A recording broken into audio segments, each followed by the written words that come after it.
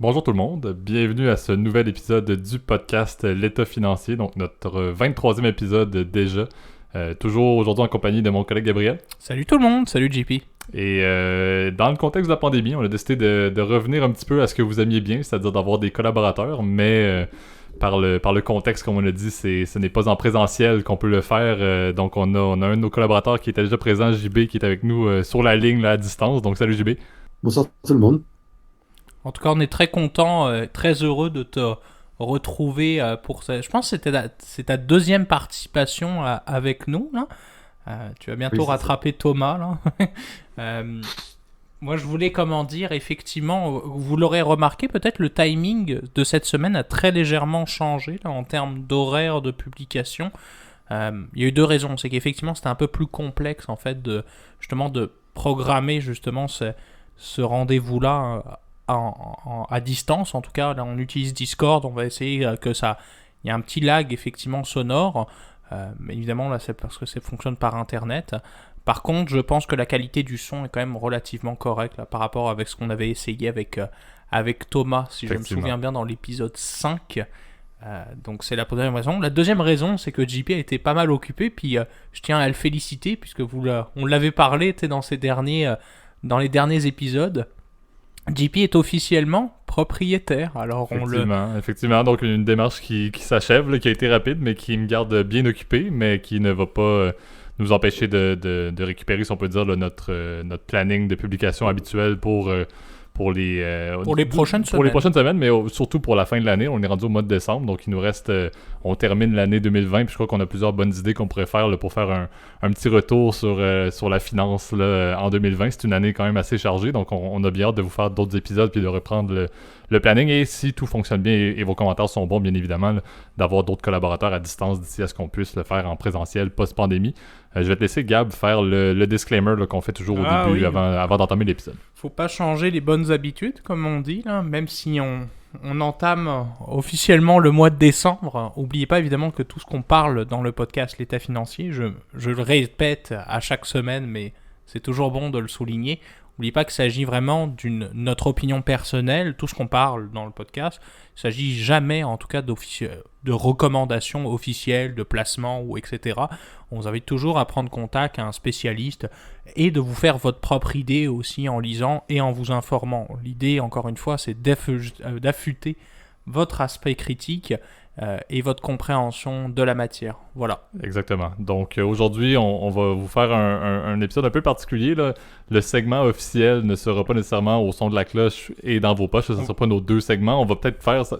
En fait, on pourrait mettre les deux intros sonores une après l'autre parce que techniquement, on va parler un petit peu des deux dans notre grand segment d'aujourd'hui. Exact. Donc, ça va être un double jingle exceptionnel. Exactement. Donc entamons ça avec notre segment spécial d'aujourd'hui à l'instant. Parfait. Donc, je vais laisser Gab. En fait, c'était l'idée de Gab de faire cet épisode-là. Et puis, ça tombe bien également d'avoir JB avec nous aujourd'hui parce que ça fait... On a un peu trois profils un peu différents dans ce qu'on fait dans le monde financier. Donc, je vais te laisser Gab faire un peu l'introduction de quel est le sujet d'aujourd'hui pour l'épisode. Le sujet d'aujourd'hui, en fait, est assez large, mais c'est en gros... Ça fait un peu conseiller d'orientation, là, comme sujet. Là. Je sais pas si t'avais... Je pense que plus JB, là, on a peut-être... je sais pas si tu as le souvenir par le passé là, des conseillers d'orientation là, du lycée. Là. Mais l'idée d'aujourd'hui était plutôt de vous faire en fait, un retour en fait, sur les carrières de la finance. En fait. Y a beaucoup de gens qui s'intéressent, puis on le voit nous-mêmes qui avons été étudiants en finance, puis vous doutez pas, l'épisode d'aujourd'hui va être un peu plus IRL, de nous parler de nous en gros. Mais on va quand même essayer de refléter ça, en fait, c'est ça, sur comment on peut rentrer, quelles sont les perspectives d'emploi, etc. Puis un peu de redémystifier aussi un domaine qui est encore, je trouve, la finance, ça reste un domaine assez secret, en fait, où il y a beaucoup de choses où ça reste aussi très fermé aussi comme industrie. Effectivement, mais c'est un domaine qui, autant, comme on le dit depuis le début du podcast, les concepts sont un peu méconnus de la société, mais encore plus, effectivement, les professions et les professionnels à qui on fait affaire. On vous le dit, faites affaire dans le disclaimer, là, validez votre professionnel, mais est-ce que vous savez réellement qu'est-ce qu'il fait, d'où est-ce qu'il vient et quel genre d'études il a fait pour se rendre à ce poste-là? Et c'est ce qui est intéressant un peu, puis c'est peut-être comme ça qu'on pourra lancer JB, là, mais c'est de dire, on vient tous techniquement de la même école de commerce, on a tous fait le même diplôme à la base en finance. En fait, on vous fait un spoiler, on se connaît de l'Uni, hein, c'est évidemment. Là, effectivement, donc on a tous cette base-là, mais on a par la suite un petit peu fait chacun notre propre démarche professionnelle avec des certificats sur le côté, donc je vais peut-être vous laisser là, introduire en premier, peut-être Gab, vous laisser JB introduire un peu son cheminement là, de carrière. Puis Oui, je pense que c'est vrai qu'effectivement, et c'est ça qui est très drôle, c'est qu'on a par exemple avec JB très, comment dire, un profil entre guillemets d'emploi très différent. Puis peut-être, je pense que je pourrais laisser entre guillemets JB un peu. Veux-tu un peu parler justement de ton background, puis qu'est-ce qui t'a amené à faire ce que tu fais aujourd'hui? Moi, j'ai un background assez classique, on pourrait dire. C'est-à-dire que j'ai fait un baccalauréat dans une université au Québec en administration des affaires. Je m'y suis spécialisé en finance, plus particulièrement en finance de marché. Et puis après, comme je voulais pas encore choisir ce que je voulais faire dans la vie, j'ai décidé de faire une maîtrise. Donc, je suis parti faire une maîtrise dans une université anglophone. Et ensuite, au fur et à mesure des stages que j'ai pu faire en risque ou en placement privé, je me suis spécialisé, j'ai trouvé un travail dans les métiers d'investissement. Mais dans le fond, de ce que je comprends, tu vois, et c'est ça, nous, c'est ça qui est assez drôle avec JB, c'est qu'on s'est connus sur les bancs de l'école, en fait. C'était très drôle, justement, là, on vous fait un spoiler, c'est que moi, JB, je le connaissais un petit peu, je le voyais en cours, mais il y a un semestre où je l'avais, genre, littéralement dans les 5 cours, on a dit, ah ouais, on pourrait peut-être optimiser le temps, peut-être travailler ensemble, etc. Puis c'est comme ça qu'on s'est connus, là. Puis je dirais, c'est ça. Et ce qui est assez drôle, c'est que justement, moi j'ai un background entre guillemets classique. Ben, la différence de JB, moi j'ai pas fait de master, en tout cas pas pour le moment. Et c'est là justement, je trouve, et j'ai eu cette conversation-là avec JP, je l'ai eu aussi avec JB, je l'ai eu aussi avec Thomas, puis avec d'autres amis. Des fois, c'est vrai que c'est comment dire, c'est un point intéressant. Là. Le côté entre guillemets cheminement entre guillemets scolaire, c'est sûr, il va être critique et il va te savoir dans quel type dans quel type d'emploi tu vas aller, dans des emplois beaucoup plus spécialisés. Toi, JB, concrètement, toi, dans ton day-to-day, qu'est-ce que je suppose qu'évidemment, toi, tu deals pas directement avec des clients. T'as probablement quelque chose de beaucoup plus, qui reflète beaucoup plus ce qu'on se fait, l'image qu'on se fait de la finance, hein, je pense. Oui, c'est vrai que moi, je parle pas beaucoup avec des clients.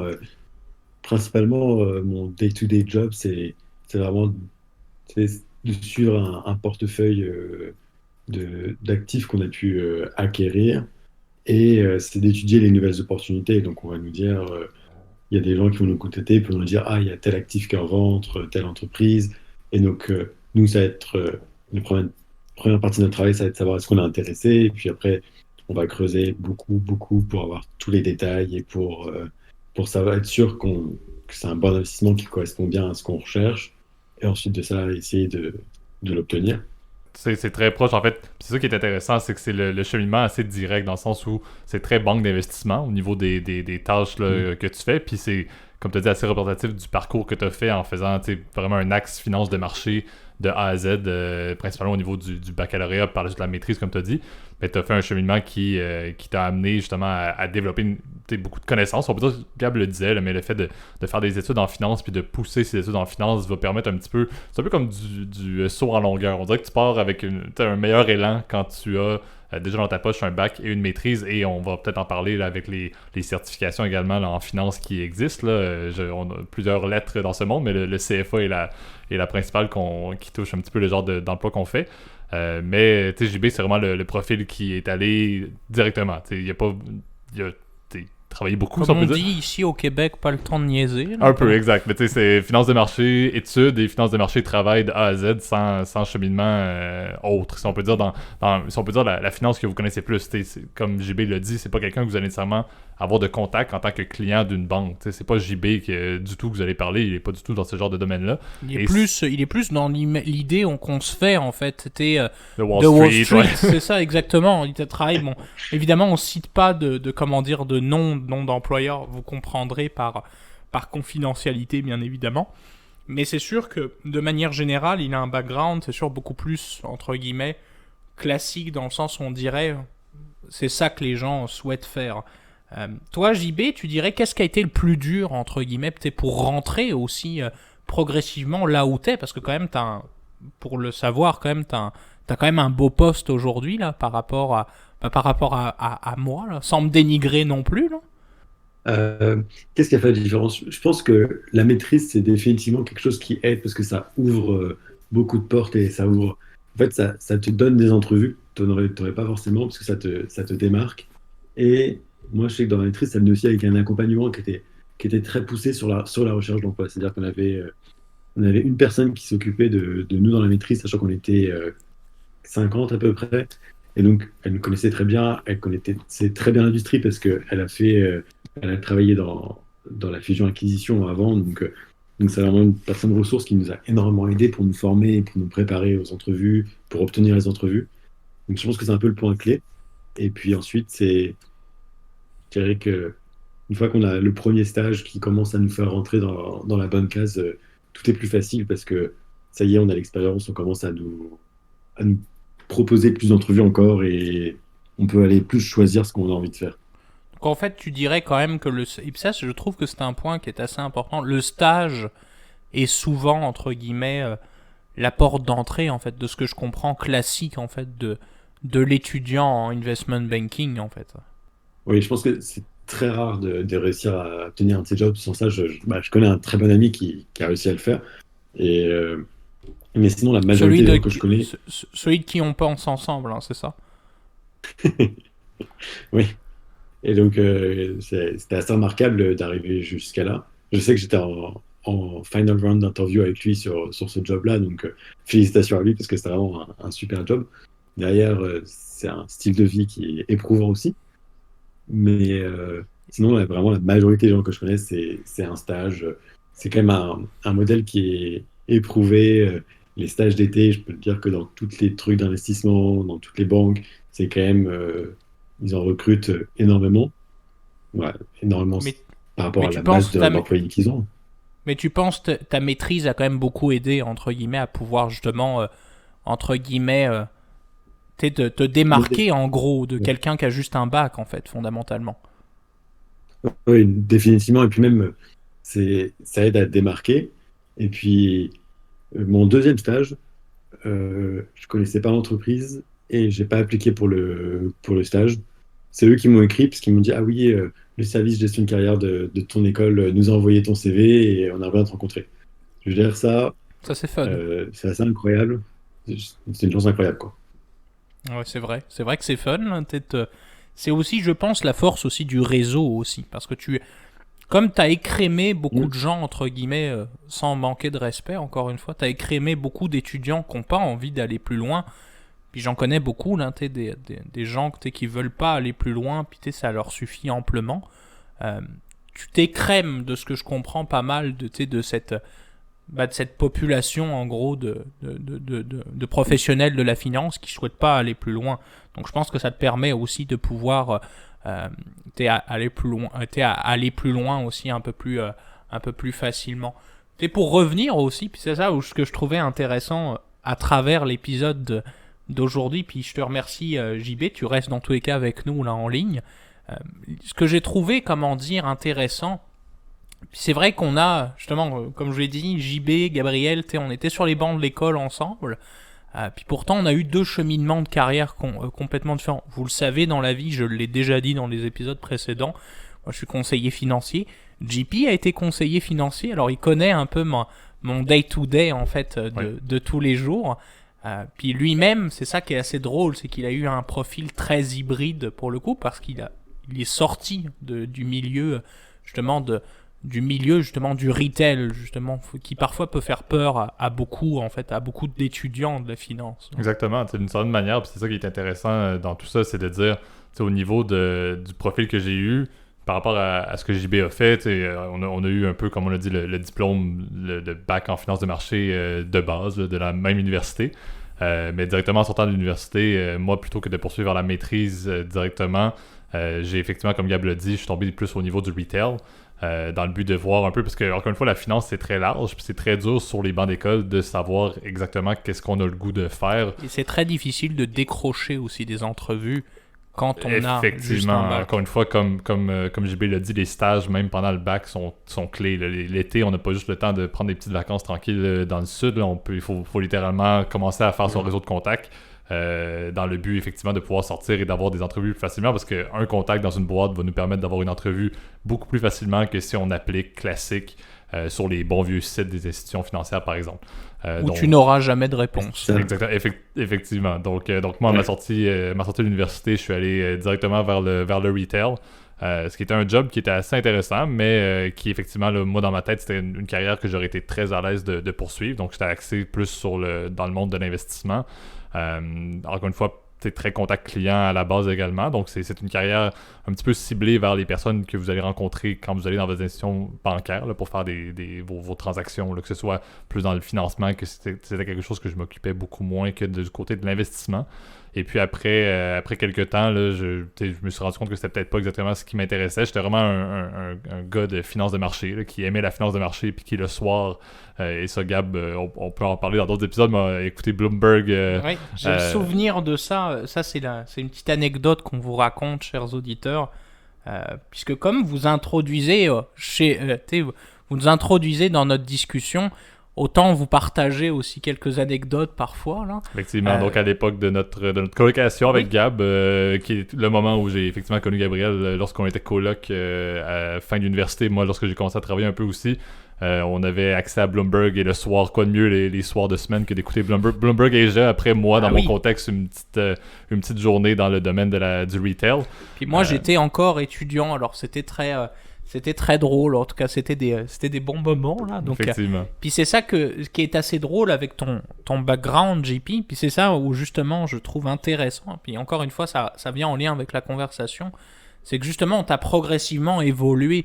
Est-ce que toi, qu'est-ce que tu considères en fait t'a permis entre guillemets justement de sortir de cet univers là, parce que c'est vrai que, et on se l'est déjà dit en privé là, tu sais, que des fois malheureusement, dans le monde du retail, on a tendance à vouloir te garder aussi. Effectivement. Ben, c'est un peu ça.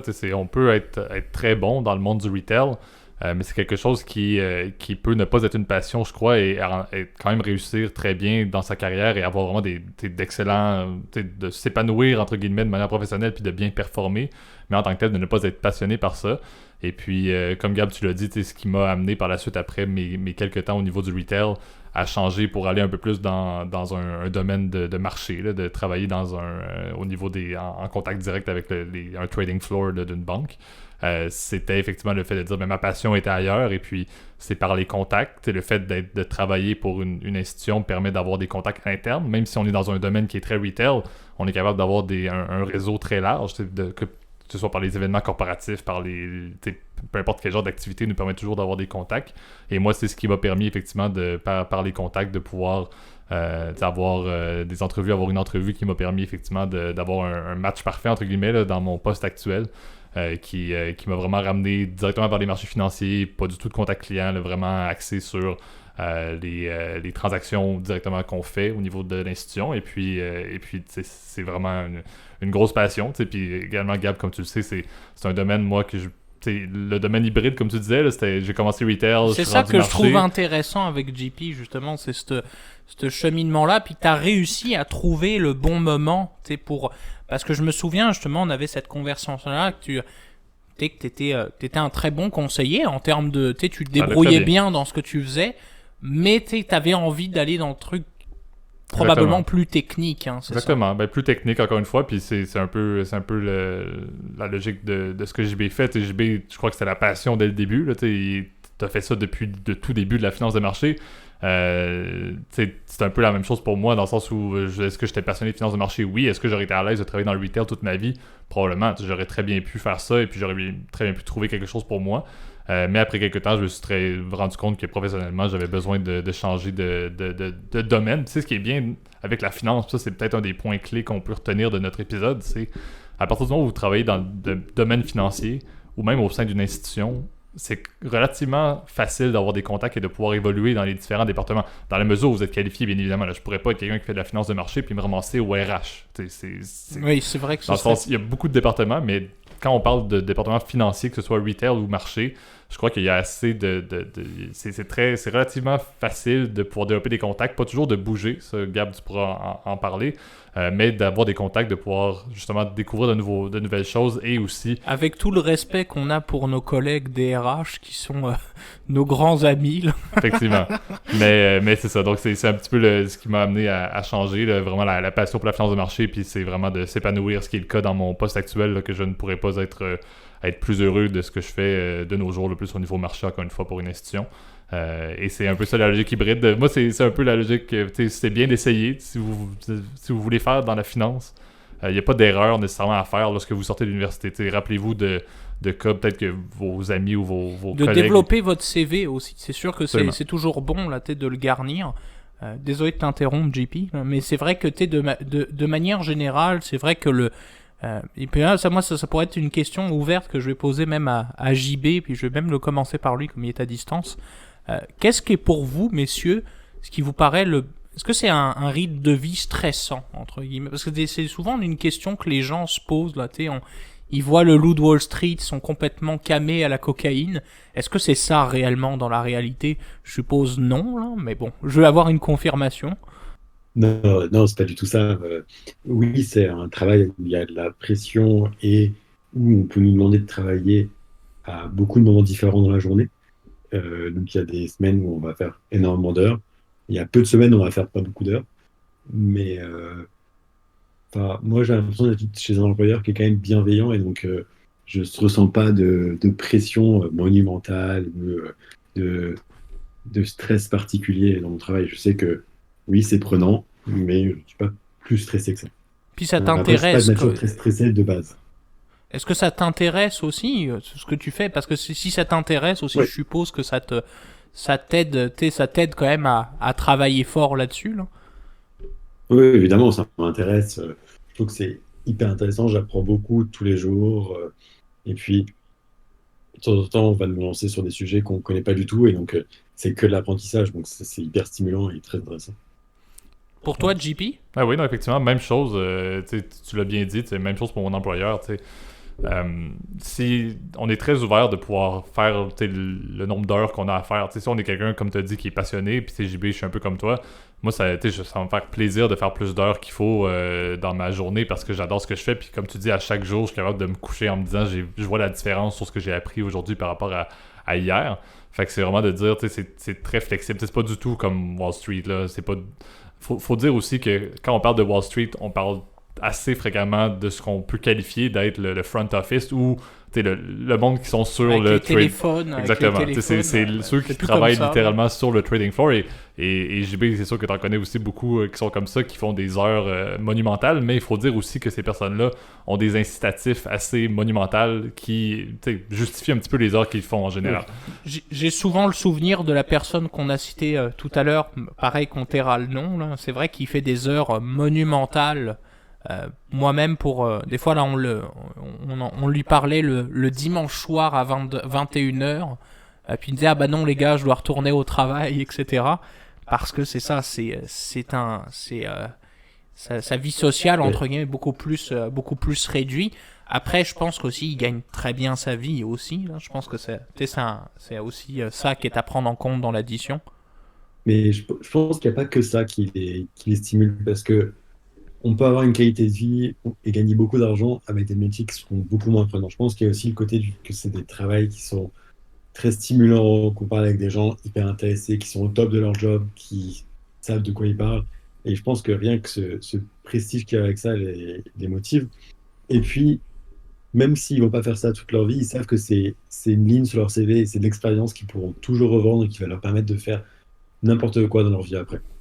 Ça, je vais faire une blague fine. Eux, ils se voient un peu comme justement, c'est des A-list au niveau des banques ou au niveau des marchés. Et puis, comme tu as dit, je crois que effectivement, comme tu dis, JB, là, c'est un petit peu eux, ils voient que je crois qu'ils maximisent effectivement leur vingtaine. Je crois que c'est le top que tu peux faire en marché. T'es cramé à 25, mais bon. Mais en termes de renommée de poste, c'est vrai que t'atteins un niveau de dire si t'as fait ça dans la vingtaine, chapeau, effectivement, tu peux avoir une très belle carrière et t'as une expertise à vie avec ça, et puis effectivement une renommée à vie pour tes futurs postes, effectivement. Ouais. Puis c'est vrai qu'effectivement, là, je vais revenir un peu plus peut-être dans les choses que vous connaissez aussi.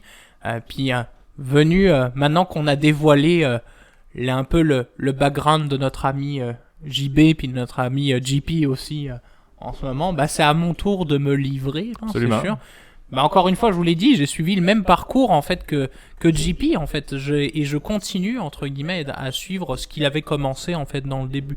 C'est sûr que j'ai beaucoup plus de responsabilités, comment dire, de mon jeu, aujourd'hui là, étant donné que j'ai entre guillemets beaucoup plus j'ai des beaucoup plus gros volumes aussi de produits, etc. Non, puis une expertise aussi qui vient avec. Là, c'est normal que tes responsabilités ont augmenté assez drastiquement par rapport à quand tu as terminé ton diplôme et que tu es rentré dans le domaine retail. Voilà, alors c'est ça qui est drôle, c'est qu'aujourd'hui, alors c'est ça qui est assez ironique, c'est que en 2 ans, je suis passé de junior à l'un des seniors, entre guillemets, de là où je travaille, en fait. Donc c'est vrai que je dirais que c'est quand même assez intéressant parce que quand même quand tu travailles en équipe justement avec une équipe de conseillers, c'est vrai que des fois quand il y en a un qui a des questions, puis j'ai le souvenir, pas plus tard que cet après-midi, il me dit Gab, tu sais tout, tu sais comment on va tripatouiller ça, parce que comme j'ai fait tous les échelons, bah je connais en fait beaucoup de trucs, tu sais, je pourrais faire tourner une succursale tout seul quasiment. Effectivement, parce que aussi t'avais travaillé là-dedans au tout début, même quand t'étudiais, si je me trompe pas. Et c'est ça, quand j'étais étudiant, je travaillais en fait déjà pour cette banque-là, en fait, pour cette succursale-là. Donc je connais les clients, je sais exactement comment il y a. Tu vois, il y a des fois je dis rien qu'avec le nom de famille, je dis ah oui, je me souviens de lui, etc. Ou telle personne, la paix à son âme, on a reçu l'autre jour pareil, des trucs avec des avis de décès, etc.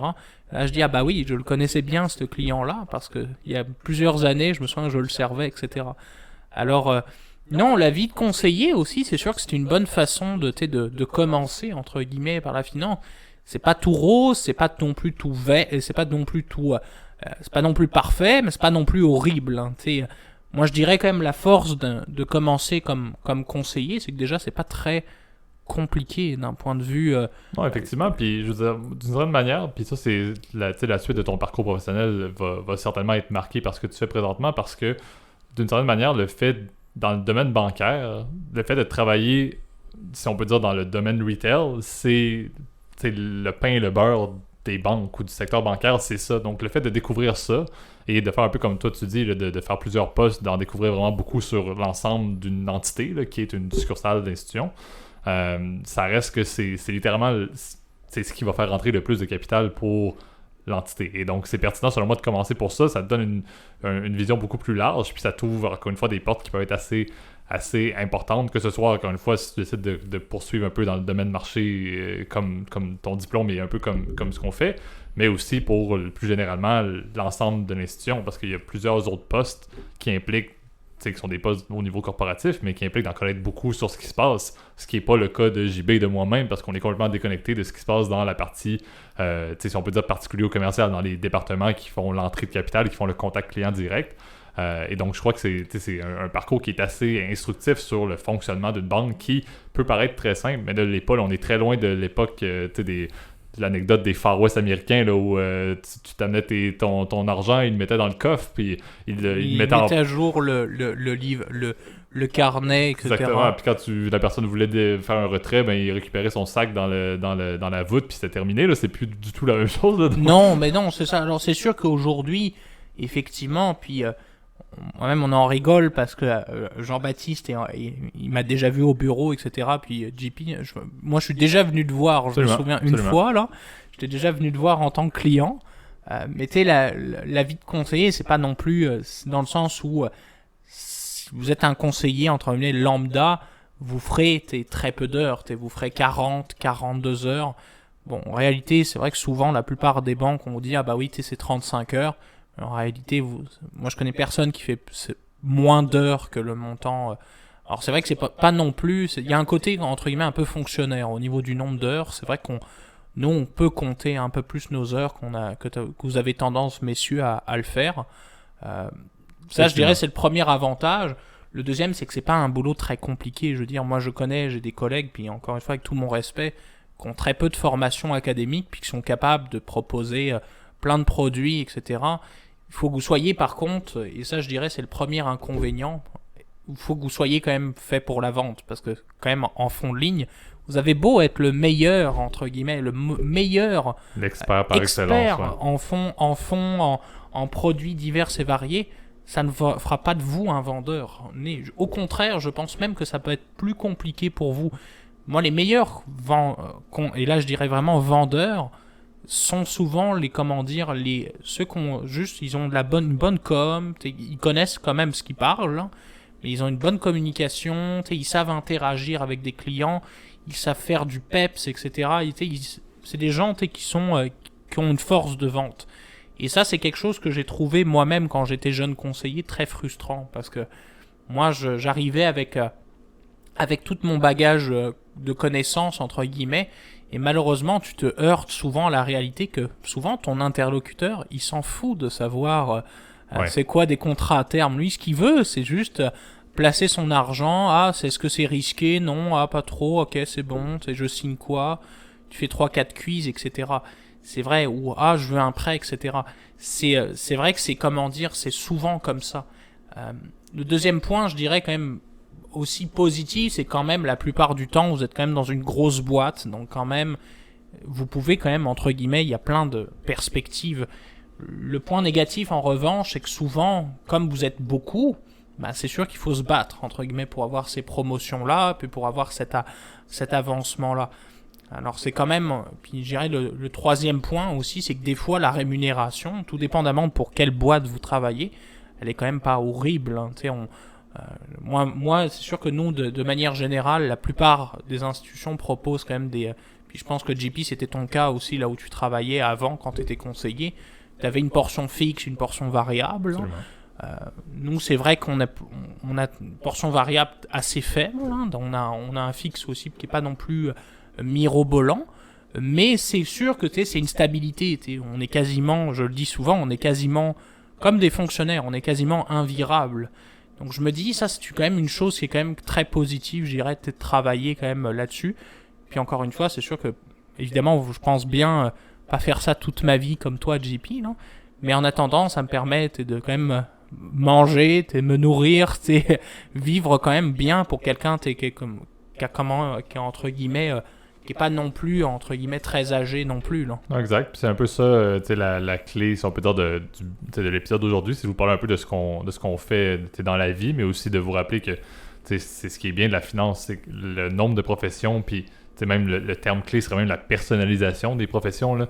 C'est infini ce que vous pouvez faire autant dans un domaine plus marché que dans un domaine plus retail. On n'en parle pas, là, mais une position comme Gab pourrait dire je veux vraiment aller vers du financement. Donc là, il y a toutes les portes du domaine hypothécaire, du domaine tout le financement personnel, etc. De l'autre côté, quelqu'un qui dit je suis très investissement peut devenir planificateur, peut devenir même à la limite courtier techniquement, là, qui va gérer des plus gros portefeuilles mais un peu à son compte. Donc c'est très large ce qu'on peut faire autant retail. On ne parlera même pas de ce qu'on peut faire au niveau marché parce que je veux dire, on est très loin de faire la même chose, JB et moi. Puis en on gestion parle de risque, on a notre bon ami Thomas, là, il m'a annoncé que justement qui va d'ailleurs travailler, qui va être ton collègue officiellement, JB, je te l'annonce. Comment dire je sais qu'il est passé, il va dans l'équipe où j'étais. Ah oui. En plus, il va avoir ton ancien boss comme patron, donc on lui souhaite bon courage. Mais c'est vrai qu'effectivement, là où tu travailles, par exemple, JB, c'est énorme. Il y a plusieurs milliers d'employés, tellement de secteurs différents. J'ai un bon ami à Thomas aussi, qui, je sais, est un auditeur aussi. Lui, il est dans un tout autre domaine, par exemple, dans des produits extrêmement complexes. Absolument, j'ai aussi un bon ami. La boîte pour laquelle JB travaille est assez générale, pas assez générale, mais un excellent employeur dans le sens où parce qu'on a tous un contact qui n'est pas JB en plus qui travaille dans cette boîte. Tout à fait, parce que c'est une porte d'entrée entre guillemets importante. Puis je dirais encore une fois, c'est sûr que c'est ça qui est fun entre guillemets avec la finance. Après, c'est sûr, on répète un peu les bases. C'est sûr que le diplôme va être important parce que malheureusement, vous avez beau être le crack, le meilleur crack, si votre PC, votre CV, il passe pas déjà la porte ou il passe pas le courriel, bah déjà c'est fini là. Ils Absolument. regarderont même pas ton CV. Donc c'est sûr, entre guillemets, quand même avoir un minimum d'expérience. Et je sais que tu m'avais raconté cette anecdote-là, JB, je trouve ça intéressant, c'est que toute expérience est bonne à prendre, parce que moi-même on était en train de taffer mon CV puis mes lettres de motivation pour un autre employeur bien connu de la région, pareil qu'on citera pas. Euh, Puis tu m'avais dit, moi-même, j'ai vendu de l'expérience qui avait aucun rapport, entre guillemets, avec la finance. Oui, je pense que faut vraiment essayer de trouver la façon pour tourner ton expérience, qu'il y a toujours quelque chose à en retirer. Moi, j'ai des souvenirs de personnes qui avaient réussi à vendre le fait qu'ils avaient vendu des sandwichs dans des entrevues importantes parce qu'en fait, ils arrivent à faire ressortir ce qu'ils veulent faire ressortir de l'expérience. Moi, l'expérience qui me fait rire, que j'arrive à ressortir, c'est que dans une autre vie, avant de déménager au Canada, j'étais en école d'ingénieur pendant 1 an et demi, 2 ans. Et donc, j'ai fait ce qu'on appelle un stage ouvrier communément en école d'ingénieur. Donc, j'étais vraiment dans une industrie pharmaceutique, dans un laboratoire, et j'étais à la laverie. Donc, je lavais de la verrerie de laboratoire et je faisais ça.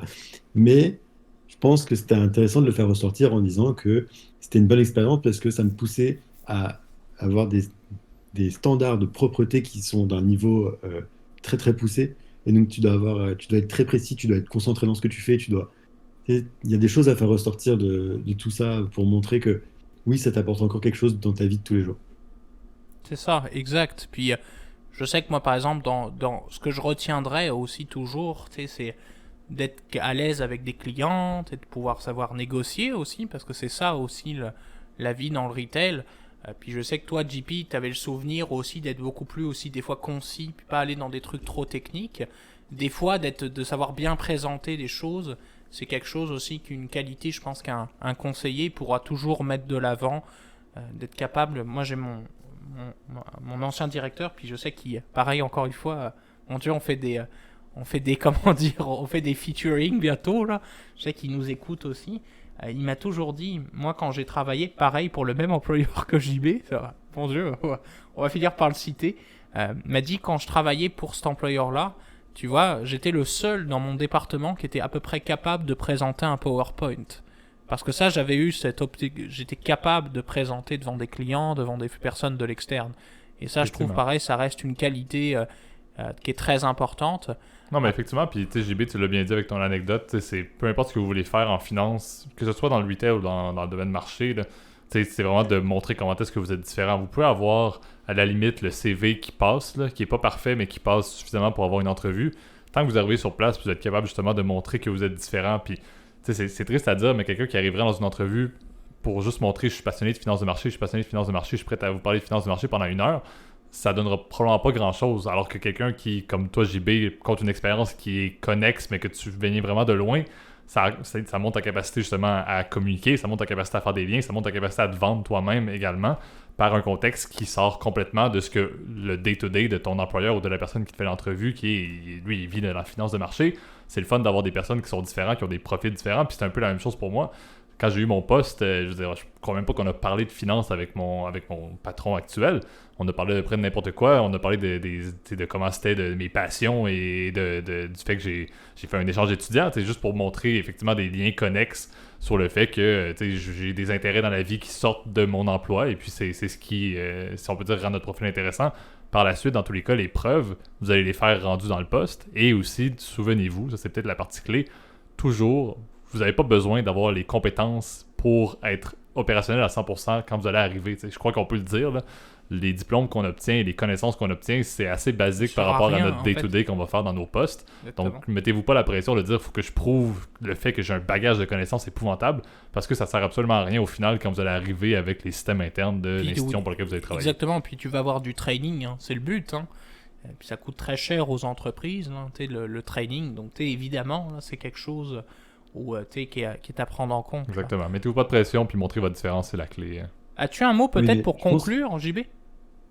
Je dirais quand même que oui, il ne faut pas se stresser là-dessus, mais moi je me souviens de toutes mes entrevues qui peuvent être, pour l'instant, pour des job compétitif, il fallait quand même avoir une bonne connaissance technique, parce qu'on me posait beaucoup de questions techniques pour valider que je connaissais les choses, mais c'est des questions qui pouvaient être très poussées sur des domaines. On m'a déjà demandé comment la fiscalité peut différer entre une obligation et une obligation convertible.